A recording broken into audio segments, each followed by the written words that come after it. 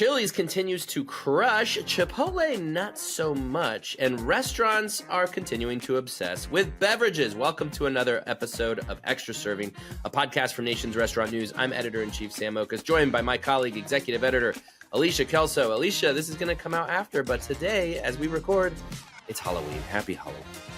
Happy Halloween, and it's fun for us because we have small children.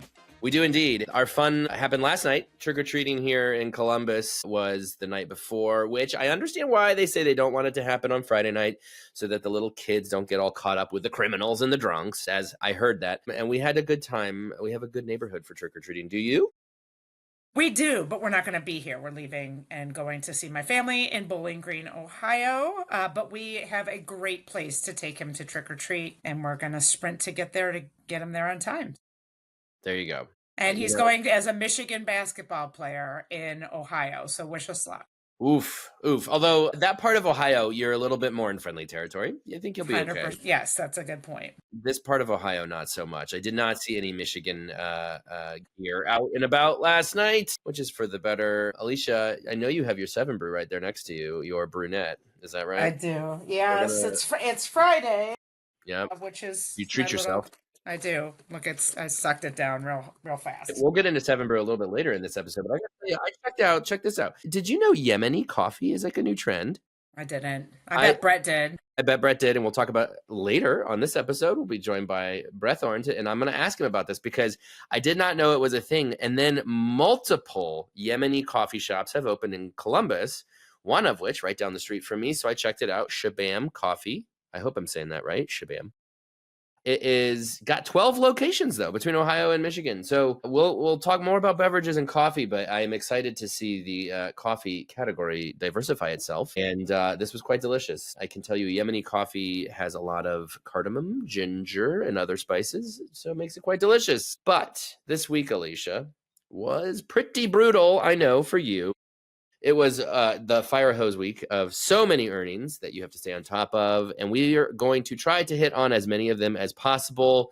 Let's start with the good news. Chili's is crushing, and this is a big one, though, because this was the first quarter where it was like, can they lap what they were doing a year ago? And the answer, it seems, is yes, because their same-store sales were up 21.4%. Traffic was up 13%. And this is lapping a quarter that was up 14%, the same quarter a year ago. Alicia, how are they doing this? Their comps are going to get harder. It'll get hard. But we keep saying that. We keep saying. Maybe it won't. I don't know. Are they going to lap 31% next quarter? We'll see. Stay tuned. We'll see. Just a stunning case study. We've said this, it's a dead horse, but it bears, repeating that Chili's had another remarkable quarter. Just simply by sticking to the playbook that it has stuck to for the past 3 years. In fact, CEO Kevin Hochman noted on the call that this report sort of marks the end of that 3-year plan that he put into place when he came on board in this position in 2022. And, that playbook basically entails focus on operations, marketing, and the menu. It's super simple. It is incredibly fundamental, focus on fundamentals. This quarter specifically, if we look over to the menu enhancements, they spent time investing in their signature baby back ribs platform, which led to incremental sales, their new frozen margarita program, and of course, doubling down on their marketing of their value proposition, most notably around their big QP for $10.99, which has had a tremendous amount of success as you look at, for example, how Chili's is doing versus how many of the big QSR burger places are doing. Chili's has also simplified its menu. I believe he said 25% smaller than it was just 3 years ago. They have a new labor scheduling tool, a handheld tablet that removes a ton of steps for servers, and he said will lead to less turnover. Just things of that, checking boxes, making sure the maintenance and repairs are up to speed. They've invested heavily in staffing to make sure peak hours are operationally effective and efficient. Really, if you look at any kind of playbook on fundamentals of running a casual dining restaurant, they've followed it, they've stuck to it, and we are seeing the fruits of their labor. Totally. Yeah. I mean, I think there was a number you put in your story about this, Alicia, that they had reported that they have invested 160 million into labor. I Yeah. believe that was the number. 160 million more this year than what they had 3 years ago. I think is if I'm getting that right. Which I think just goes to show you that they're putting in the investment, right? They're investing in success. They're putting in the hard work. They are recognizing that the way to claw back to relevance is to offer a great experience and a great product. And so by simplifying the menu, improving their labor model, improving their service, you're going to give a great experience to your guests, and then capping that all with great marketing and a value proposition. I mean, this is truly a company that is firing on all cylinders. And I just have to say, I couldn't believe the ribs haven't been an emphasis as part of this, because that is one jingle that sticks. I'm not gonna play the Domino's jingle, Alicia. I'm not gonna do it. But I have to say that the baby back, baby back, baby back, it was 20, 30 years ago. That still is like living rent free in my head. So they have that asset from the past that they can lean into on top of it. It almost feels like cheating. Chili's is cheating right now. They have all of this stuff to work with. And it's just incredible because it's like, to consider the numbers that they're doing. Another number that jumped out to me, Alicia, their AUV over the 3-year plan, this 3-year plan that Kevin Hochman instituted, AUV went from 3.1 to 4.5 million. Profit margin went from 11 to 17%. Again, I think we said this, but there should be a book written about this, because this is the playbook for restaurant success. This is invest in your labor, invest in your operations, invest in your service, your marketing, and it will turn out very, very good for you. Now, it can take time because it was a 3-year plan, but this is just, we cannot say enough about how remarkable this transformation has been, and these numbers continue to prove it. But to your point, we will find out next quarter if they can continue to lab these incredible And numbers. he touched on how, because Hockman said, a lot of people are asking how we continue, and he laid out, here's how we're going to continue it. And to his point, and to your point, with 4.5 million AUVs, everything generally gets easier for the restaurants because you Yeah. can invest more in the other things. Yeah. So they're even starting to talk about more menu upgrades, more labor tools, a chicken sandwich enhancement is coming, and they're starting to talk about remodels, and even touched on getting back to net new unit growth. So this virtuous cycle, you make a lot of money, you can do a lot of really cool things with that money, and it all comes full circle, which is what we're seeing here.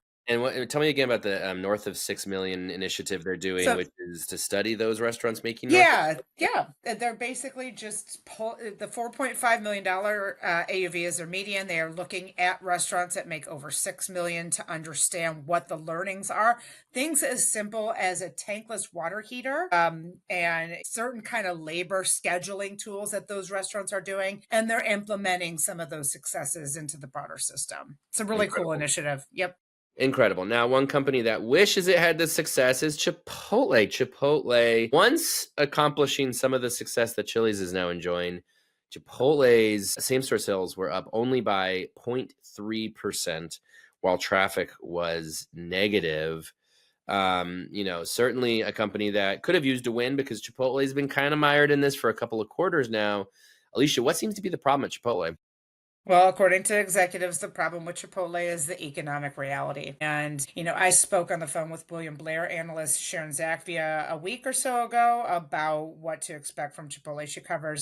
She covers the company, and she made a really interesting point that I hadn't thought of, where all of these companies last year in 24, when Chipotle was firing on all engines and really outperforming the rest of the industry, as was most of fast casual, they were talking about their quickest consumer demographic gains coming from lower income consumers. That has caught up to them.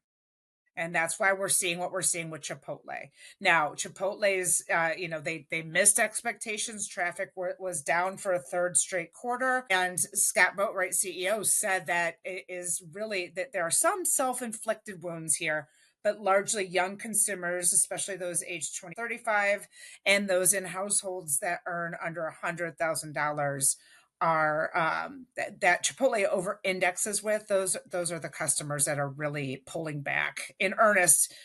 from restaurants. And we've seen this corroborated from third party reports from TD Cowen to Black Box Intelligence to Technomic and everywhere in between. So I think that's really an interesting point. What is really also interesting is sort of the what is happening because of this. We saw not just Chipotle's stock plummet after this earnings report, but we saw Kava and Sweetgreen stock really impacted by this too, because the assumption is that the fast casual category at large is being impacted by this economic reality that is impacting the customers that those concepts over index with. Yeah, that's an interesting point because all these are all independent companies, but all offering relatively similar experiences. I'm not going to use that slop bowl term, but they've all been grouped together as very similar guest occasions that folks would turn to them for. But it's fascinating too because Scott Boatwright, he mentioned they're going to turn their attention to value messaging because the fact of the matter is that Chipotle's value proposition is still very strong, and I would argue Kava, similar value proposition in the fact that you get a pretty good portion with your money. The problem is that money, that average check is still significantly higher than QSR. So, they're going to be in this for a while until things can turn down around with the economy. Unfortunately, the fact of the matter is going to be that, and I think what he said too is that, the guests haven't stopped going to Chipotle. They've just stopped coming to Chipotle as much as they used to. And so that's broader. We've talked about this before with the consumer has pulled back, not necessarily on going to restaurants, but just how much they go out to restaurants. And they have to feel better with their own personal finances before they can turn that around. By the way, we are speaking in a week where we're seeing SNAP benefits potentially disappear for 40 million Americans. Now, I don't know how many of those 40 million, are Chipotle customers, but things are going to get worse before they get better, I think is the point here. With the economy the way it is that, Chipotle and other fast casuals perhaps, and probably other QSRs, they may see a continued decline in how much the lower income consumer is turning to them for their meals. But look for more value messaging from Chipotle and others, I'm sure. Starbucks, let's turn our attention to Starbucks. Here's another company that wanted a win, and they got one slightly, I would say. Global same-store sales up 1%. First time in 6 quarters. They'd had 6 consecutive quarters of declining same-store sales. Now they have an increase to brag about. However, it should be noted, only flat in the US. So a gigantic caveat there. Starbucks, Brian Niccol was out there saying this is a sign that the Back to Starbucks plan is working, the one that he instituted a year ago. I would suggest that probably more time is needed to see if that's the case, but I will take the positive number, Alicia. Yeah, of Yeah. course. We've been looking for a win from Starbucks for a long time now after 6, consecutive negative quarters, which is just rare for that company. Notably stood out to me was that he said that there has been continued improvement still in September and October. So there's momentum here. There's momentum from the timing of its fall menu launch, from its green apron service model, which I love, love, love this service model. Increasing the number of employees, just like we talked about with Chili's. I don't want to wait for my drink. I don't. I want the peak time to be smooth, or I will leave, or I will not return. And I know I'm not alone. They're also, ramping up that sequencing program that is aimed at sort of eliminating those backups in the queue. This has led to an improvement at the peak morning day part. Brian Niccol said that this has led to the number of transactions that they're seeing per 15 minutes increase. This is the same kind of language that he used when he ramped up throughput at Chipotle. This is his playbook. And of course, on that labor side, beefing up labor, stimulate more throughput at Starbucks, which is critical for a concept like that. It is requiring a major, major investment. So its profit margins did take a hit. And I think that's something that we still have to watch. So yay, flat versus negative. Traffic is still down. And the profit margins are going to suffer while they ramp up this labor investment. I think the call was complicated. In other words, I like you said, we'll take the win because we're trade publication and that's what we do. But it does show too. I don't want to be dismissive that a lot of these initiatives do seem to be taking hold, especially that labor and that sequencing piece, which is what customers want from their coffee concept in the morning. Yeah, and we'll jump more into a beverage here in a bit, but I just want to point out too, our friends at RMS had some data that said that no, I'm sorry, this is Placer AI data. Placer AI said that 40% of Starbucks customers in 2023 would stay at Starbucks longer than 10 minutes, and this year that's down to 33% of customers stay longer than 10 minutes. That was reported by Bloomberg. And I think that's a fascinating thing because so much of the Back to Starbucks plan has been around improving the Starbucks locations, that improving the furniture, going back to ceramic mugs, inviting people to come and sit and stay for a while. And the data actually suggests that that is not happening. Now, again, we could still see a turnaround happen here, but I think you have to step back and say there is something going on here in the broader coffee category and the broader beverage category that is probably having a big effect on Starbucks. Because the fact of the matter is that vastly beverage brands are really leaning into off premises. And I think that's changing the consumer mindset. Now, you still have plenty of people, remote workers like me and you, Alicia, or you have people who, students on college campuses, people who want to go sit in a Starbucks for a while, right? But the vast majority of consumers, their tendency, the way they're getting trained with so many options available to them is to spin through a drive-through. Your Seven Brew, you did not sit in a Seven Brew because you cannot sit in a Seven Brew. You went through a drive-through to get that beverage, right? I went through a drive-through at the Yemeni coffee shop. Drive-through is the way people want to get their beverages. And so I just wonder, obviously the market share issue that Starbucks is going to continue to face with so many options out there for coffee and other beverages. They're up against just numbers here, because it's how many beverage visits are there and how many beverage visits are getting spread around a larger number of players.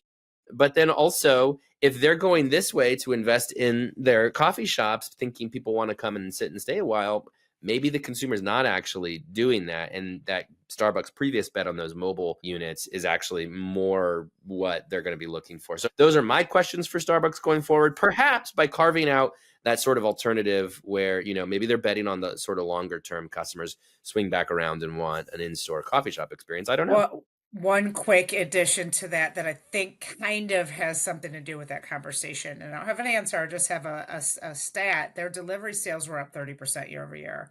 The delivery for Starbucks is now a $1 billion business. So I don't know how that fits into the competition of drive-through only coffee, but I think that's super interesting. And I think that's worthy of watching given the manifestation of that intensified competition. Am I crazy, or is delivering coffee kind of a silly thing? I think I agree with you. I don't understand that. I don't either.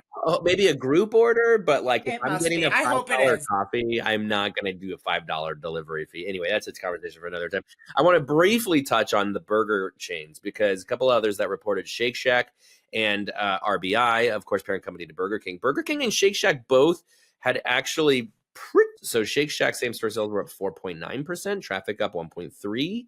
Burger King same-store sales up 3.2%. It wasn't all rosy at RBI. Popeyes was down. But I want to just touch on the burger part of this, because burger, we've seen with Wendy's. We've seen the last quarter with McDonald's. Burger, our speculation was burger was struggling. Could there be something to read in Shake Shack and Burger King both having positive same-store sales this past quarter that maybe suggests the burger category is doing okay? Yeah, maybe. I don't know how to parse this out. I think it's really interesting because Shake Shack is more premium. It more is that fast casual brand that is suffering via Chipotle Cava and, Sweet Green. We'll see what Wingstop has to do. But Shake Shack got and 4.9%, by the way, is amazing in this environment. And I think it's worthy of noting that Shake Shack is riding momentum from experimenting with value. And so, they had this 135 platform, for example, where they had soda for $1, fries for $3, and shakes for $5, only available in its mobile apps. Executives said that has been, quote, transformational for them, where app downloads are up by 50%, which is what you want as a company in this environment, because that taps you into the potential for the frequency metric that is really suffering right now. Shake Shack has also ramped up its marketing. Its brand awareness is nowhere close to any, Burger King or Wendy's or McDonald's. Of course, it's not smaller, but they are putting more money into ramping up that brand awareness as they grow, and it seems to be paying off as well. Shake Shack also has a very differentiated menu. Things like French onion soup burger had the Dubai chocolate shake that did really well. So they've got this premium positioning that I think is really insulating it right now and a little less homogenous seeming than perhaps QSR. Right. Burger King surprised me in a Yeah. good way, up 3.2%. As you said, QSR burgers, I think they needed.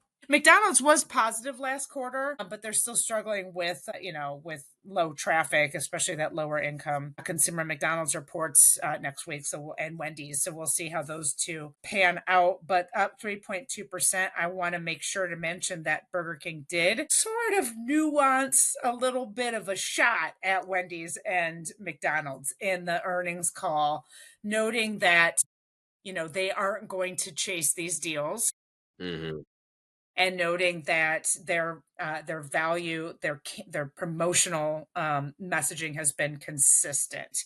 Now we know that Wendy's earlier this year struggled and said that their messaging was inconsistent. There was just too much. There's too much for the consumer, to process in terms of what it was offering. And Burger King seemed to say, "Hey, we've stuck with the plan for 2-3 years, and now it's starting to really stand out." They leaned into their Whopper, which is their signature. Obviously, everybody knows the Whopper, and they had this really cool Whopper for You platform that did really well and resonated with younger consumers, Gen Z and families. So they seem to the sticking to the plan instead of chasing shiny pennies, as Kava CEO Brett Schulman said at Hmm. Create, which stood out to me, seems to be paying off for Burger King. Totally. And the chasing shiny pennies is exactly what Wendy's had done. And they admitted to it. They said there's too much noise in that, at the end of the day, it really perhaps comes back to the fundamentals. And so that idea of Burger King kind of sticking to that Whopper platform, I think is smart. I do wonder with a QSR brand, especially QSR burger, you're leaning into not just a core product, you're leaning into a relationship with your customer when you do that. Because, for example, myself, I'm sure you have this, Alicia. I've been eating those burgers at all three of those burger brands my entire life. If you tell me, think about what a Big Mac tastes like, I could tell you what a Big Mac tastes like, a Burger King, fries. And like that is a part of, has always been a part of that American lifestyle. But then when you say that, you have to think about some of those headwinds that are facing them, not the least of which is all of the chicken competitors and that demand for chicken that has exploded. And I have to wonder, I just read this morning, Alicia, our obesity rate is down with help from GLP-1s. Now, this is a long-term conversation. We've had some reporting on this, and we will continue to, by necessity, report on GLP-1s because there's been a big question around how much of an impact will they have on restaurants. And I don't think we still don't know the answer to that. But with the obesity rate, thankfully, going down, and GLP-1s to thank for that, you do wonder if the pattern of behavior from consumers who have been so ingrained into going to a QSR burger spot with some regularity, perhaps that starts to change. So anyway, not to take away from what Burger King has accomplished, because I think that lesson there is a smart one, which is stick to your fundamentals. Do what you do very, very well. Chili's is doing that too, right? So it's like there's lessons to be learned here. Don't chase the shiny pennies. Don't throw stuff at a wall and see what sticks. Turn back to your fundamentals. I want to talk now about beverage in general, because obviously it's a big deal now, Alicia. It's safe to say the restaurant industry is really thinking a lot about beverages, as we every single week have something to say about beverages. And we've talked already a lot about beverages, but this week, a few noteworthy bits of beverage news, let's say. First is Chick-fil-A open Daybright. Did you go there, Alicia, when you were there last week? I didn't go there. I think it's like a half hour, 40 minutes outside of Atlanta, and Chick-fil-A's headquarters are really close to the airport, so I didn't make it. So Daybright, of course, Chick-fil-A's answer to this beverage concept, similar to McDonald's with Cosmix, Taco Bell with Live Más Cafe. I think we all expect Daybright to be something that is probably not a mass rollout, but maybe more of a laboratory where they're going to experiment with beverage innovation. But Alicia, what should we know about, this thing's a reality now? What does this mean for It is. Chick-fil-A in the industry? Yeah, no, I think it's really intriguing. We see the menu, we know what they're offering, a whole host of drinks, signature smoothies, juices, fizzes, iced teas and lemonades, signature coffees. You can get cold foam, you can get protein cold foam, all the things that kids are asking for these Yep. days. But to differentiate itself a little bit, they are also offering daily donuts and oven baked with olive oil, by the way. Yeah. And then they've got some warm sandwiches, like a pressed burrito. They've got English muffins, tasty bites, things like All you right. can add your whey and protein to your stuff. Seems really on trend right now. They've also got a kids menu, which, hello, that Important. speaks to us. Yes. So just a really intriguing menu. The differentiators with things like egg bites and kids menus and donuts that are made with olive oil and so forth in a way that Chick-fil-A kind of does. It's worth noting that this is a spin-off of its subsidiary Red Wagon Ventures versus Mhm. Chick-fil-A proper. They're all, functioning under the same building, but Red Ventures does a lot of cool experimental stuff like with Blue Menu and with some things that are not restaurant related. So we'll see how this goes. I imagine that, like Cosmics, there will be some significant learnings here. And I think we've mentioned on this podcast before, Chick-fil-A has a right to be in this conversation. Yep. Well, meanwhile, similar looking at big brands that are moving with the direction of the wind and seeing the changes afoot, Dunkin is going to invest in more cold beverages and afternoon beverages. Seems they got the memo, Alicia, that seems to be what a lot of these new players are really thriving on. What should we know about Dunkin's beverage shakeup? Yeah, I mean, if you want to talk about who has a right to play in the space, it's definitely Dunkin'. And I think the writing is on the wall. When we talk about Starbucks, when we talk about Dunkin', you can't not think that those concepts are playing defense a little bit right now. I mean, Seven Brew grew its sales by 165% last year. And so you've got that cohort of the drive-throughs. The Dutch Bros they're shooting for 2,000, locations in the next couple years. And then you've got the cohort of the Chick-fil-A extending into beverages, McDonald's extending into the Taco Bell aggressively. So I think Dunkin' is doing itself a big service by saying, we have ownership, we have equity in this, and we're going to come out with some cold brews, and we're going to market it aggressively and aim for that afternoon crowd because we belong here and we belong on top of this conversation. And they've got a huge advantage, which is real estate. I mean, they already Correct. have. I mean, Dunkin's around 10,000 locations, I Yeah, think. it's I huge. mean, Yeah. it's massive. It's everywhere, and so they have the advantage of already having that exposure to the national customer. Everybody knows what Dunkin' is, and obviously so much of its business already being beverage related. This is not a strange fit. This is very comfortable for them, and so to go in that direction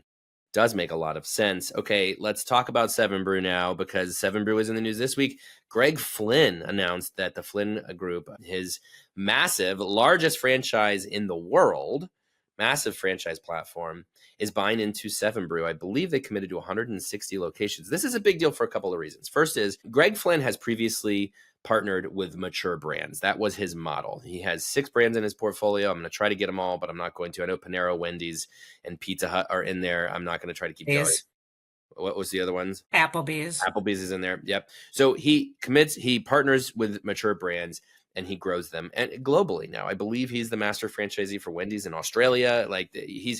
And his operation is, I mean, it's incredible. And they're 4 billion in sales, something like that. Again, biggest franchise in the world.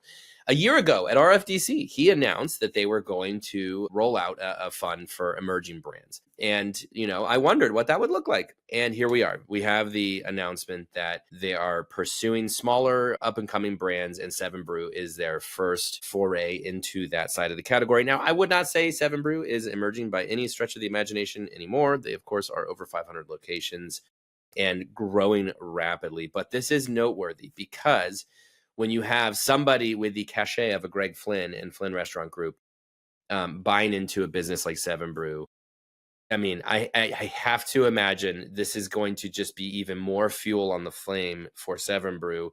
And I imagine, too, it's going to pan out pretty well for some of these other companies who see someone like Greg Flynn buy into the space, and then we're going to want to get into the space, too. So it seems like incredible validation for Seven Brew and just drive-through beverage coffee in general. Right, Alicia? You nailed it. There's literally nothing else to add. When Greg Flynn pays attention to something, then so should you. He didn't become the world's largest franchisee. I mean, what is it? $4 billion would put him, the franchisee, in the top 20 easily, wouldn't it? So I think that this is also a vote of confidence, not just for Seven Brew as a brand, but the category as a whole, to your point. Seven Brew, however, has been really attracting a lot of investments lately. I think it has three different investors from just the past 2 years alone, including BlackRock. This is a rocket ship. It was the industry's fastest growing chain last year. I'll be surprised if it's not at least in the top three.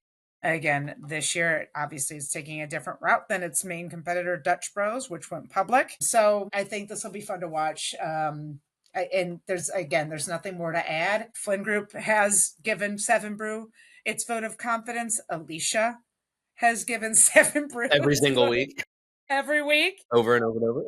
But so I think it's one of those things that we sit and watch. Yeah. Well, I mean, look, if we haven't beat this horse to death already, we will continue to do so. Yeah. Because this beverage category isn't going anywhere. Certainly, the beverage brands are going to continue to grow. Okay, it's time for us to move to the extra serving portion of our show, in which we bring on one of our colleagues. In this case, it is Senior Food and Beverage Editor Brett Thorne. Brett, welcome to Extra Serving. Thank you. Hi, Sam. Hi, Alicia. Hi, audience. Brett, my first question for you is Yemeni coffee a trend? No, not really. Okay. Because I got to tell you, there's a bunch of them popping up in Columbus. We got a whole bunch of them. I was wondering, like, what's this thing? It must be a one-off. And I looked it up. They got 12 locations in Michigan and Ohio. And this is not the only one in Columbus. I figured that must be a trend. Well, I mean, Yemen is one of the original places of coffee. It was first discovered, I believe, in Ethiopia by a goat herder, like, I don't know, many hundreds of years ago. And the goat was found to be extra frisky after eating these little beans, or coffee cherries, as it turned out they were. And there's an ancient, like really old coffee blend called Mocha Java. Mocha was a port in Yemen, probably still is, I don't know, and Java is the Indonesian island. They would blend the two. Mocha Java was long ago a popular coffee blend that probably is still available. So it's not new, but I have not noticed Yemeni coffee in particular taking the world by storm. It's going to now. It's going to now. I've been enjoying this, and they note that there's cardamom, ginger, and other spices in most of their coffees, and so I think I'm gonna do my next restaurateur on this one. So I'll dive a little bit deeper. Go follow us on Instagram, and you can catch that video soon. How do you drink your coffee, Sam? I am typically just a little bit of almond milk is all I need for my coffee. I don't do black typically because it's just too bitter, but I don't like sugar. I don't like sweet. But sometimes I am a sucker for those, lattes and, your fun flavors. Starbucks and their oat milk pecan or whatever is out there right now. Something like that will usually get my attention. I'm not embarrassed, but I'm not embarrassed to say it. Why would you be embarrassed it's your mouth. You can put whatever you want in it.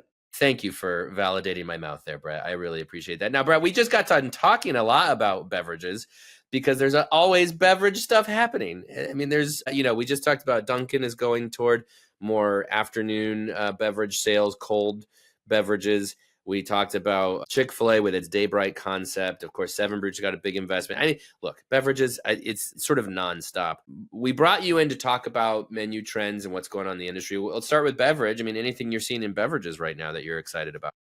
I mean, everybody keeps introducing more dirty sodas. The little sister chains, Fat Rosie's and Escalante's, are introducing them in the beginning of November. And I mean, that's the biggest beverage trend going on. Well, maybe the second biggest, because the biggest would be spirit-free cocktails, or mocktails, as people like to call them, which are all over the place. In fact, later on, can I tease a later edition of Extra Serving? I interviewed John Baer, the beverage director of North Italia, and that will be running later in November on Extra Serving, if, the stars align and the world doesn't end before then. I mean, I already interviewed him, and I'm a we little talk a nervous that you lot. have some inside information on the future of the No, world, right? no, it's just, we're recording this on Halloween. Yeah, That's that's kind right. of dark. It's spooky. But he talks a lot about his approach to spirit-free cocktails, as he likes to call them, which I prefer to mocktail anyway. A little more dignified, and probably you can charge more for it, which is Yeah. important. I talked to a brewery owner friend of mine recently, and this particular brewery here in Ohio is my favorite of all time, and it specializes in heavier, darker beers, 11, 12, 13%. I talked to him, and I was like, how's business going? He says, looking at low and no ABV. We're looking at seltzers. We're looking at this is where everybody's got to go. Breweries in general right now, I think, are really struggling. You're seeing a lot more breweries just close up shop because younger generations, especially, whereas my generation was the one that led to craft breweries because we're like, yes, yes, yes, give us more. Gen Z, for whatever reason, is like, we're too busy on our couch, on our phone, scrolling. So we can't go drink a heavy beer that's delicious.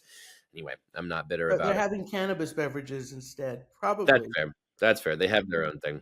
And one of those craft breweries that went belly up is Iron Hill, which, they didn't even bother with Chapter 11. They went straight Chapter 7 and liquidated, which was a big bummer to me.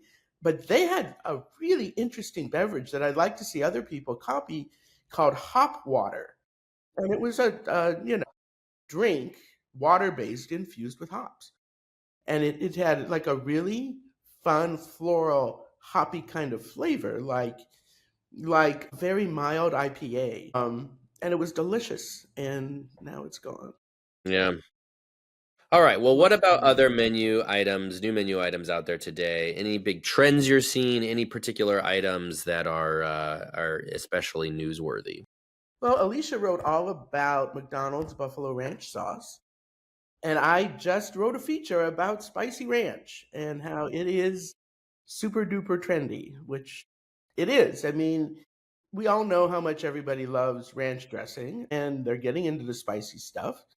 And so it makes perfect sense to take your existing ranch, pour some hot sauce in it, and there you go. And, we all know that restaurants are trying to simplify operations while still attracting guests with new and tantalizing menu items. So why not do a Buffalo Ranch sauce, which is what McDonald's did. And Buffalo Wild Wings also just came out with a brown sugar heat sauce.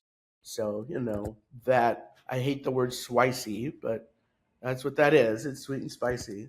You know what the next one's coming is? Our friends at Technomic are starting to use the word swavery. Sure. Swavery, you heard it here first. It's coming. It's coming.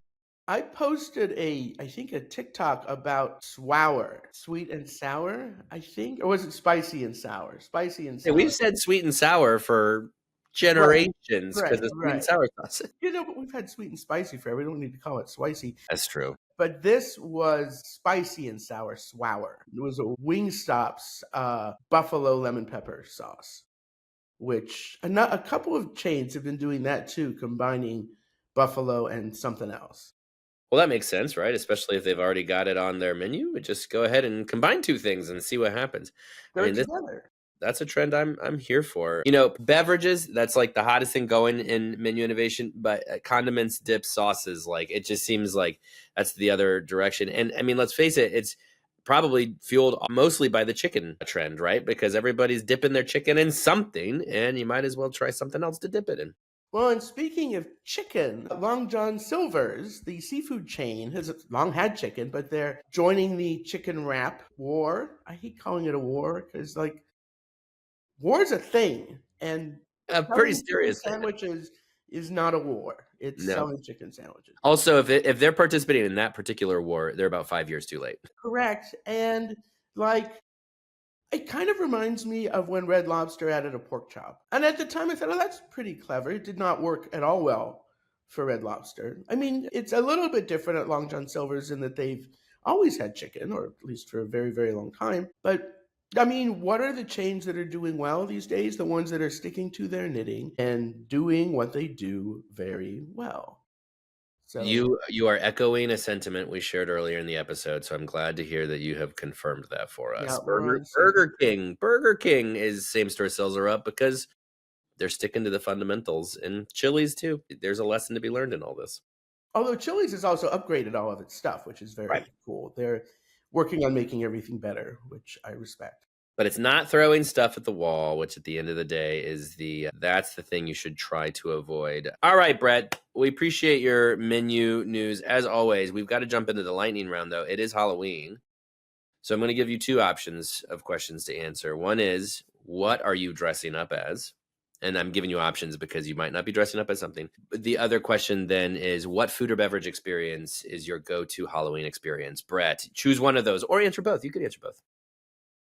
I mean, I don't really have a go-to eating experience. I'll probably go to my favorite bar, Logan's Run, in the Brooklyn neighborhood of Park Slope, and maybe have a burger there. Their burgers are delicious. With regular fries, maybe. Could have waffle fries. And I'm not sure that I'll dress up, but I kind of dressed up yesterday for our office party, and I followed the suggestion of our new video editor, Kanaya Umelo, who was like, why don't you dress as Blue Shirt Guy? I went a little bit viral on TikTok in an interview on a page called Confidence Heist, in which I stopped. I thought I was being stopped because I looked confident, but he was actually pointing to the hot tattooed guy in back of me. But I stopped anyway. I'm confident, whatever, screw you. And, told him why I was confident. And it has more than 2 million views on TikTok, and people referred to me as Blue Shirt Guy and told me how cute and sweet and charming I was. And I'm like, yeah, why don't I lean into my cute, sweet charmingness and just wear the blue shirt, which is also a very easy costume. By I the way, already have it. I am going On the chair back of me, this is a blue shirt. There you go, blue shirt. In the flesh. I'm going to share that video, by the way, in the show notes for this, because that video is superb and is just so perfect and is so you, Brett, and you crushed it. Even though, and by the way, that guy got 2 out of 1, so all the better for him. Blue shirt guy, I love that. I didn't know that you were being a blue shirt guy. And people in the office actually stopped me and were like, "Oh, you were on TikTok." I hadn't seen it. That's the most viral anybody on our team has gone, I think. I don't think I've gone that viral. All right, Alicia, you can answer one or both. What are you eating, drinking, and what are you drinking? I want to add an anecdote because it's driving me nuts about the sauce that Brett was talking about. Chipotle CEO Scott Boatwright said that their research finds that 90% of Gen Z consumers visit a restaurant for a new sauce. So I think that's why we're talking about sauces. Anyway, let me get off work for a minute. Has new sauce too. My family and I always dress up as something that together. My kid is getting a little annoyed because he's getting too old, but we talked him into it. We are going as a family unit. There's 3 of us. We are going to be rock, paper, and scissors. I believe I'm on the scissors hook, and he is our rock. And then every year we also do an apple pie cook-off within our family. That is a good tradition. Yep. So we will be doing that on Sunday when we get home, and I usually am the winner. Okay, brag much, but all right. Yeah. I don't do many things right, but I can cook a good Dutch apple pie. You're a good restaurant journalist, and you can make some pie. Well, I dressed up. Well, that makes sense. There you go. I dressed up last night for trick-or-treating as Cookie Monster. I did think about wearing that for this podcast, but then I realized everybody would be watching it, listening to it after Halloween, so maybe it wouldn't make sense. But my 1.5-year-old was Super Grover, and we were a little team, so that was a lot of fun. My go-to beverage for Halloween, hot apple cider and bourbon. And I had some of that last night. I'll probably have more of that tonight. Just warms me right up, and I had a nice mug of it as I was walking around trick-or-treating, which made it all tolerable. All right, that's all we have for Extra Serving this week. As always, thank you, Alicia, and thank you, Brett. Talk to you guys next time. Glad to be here.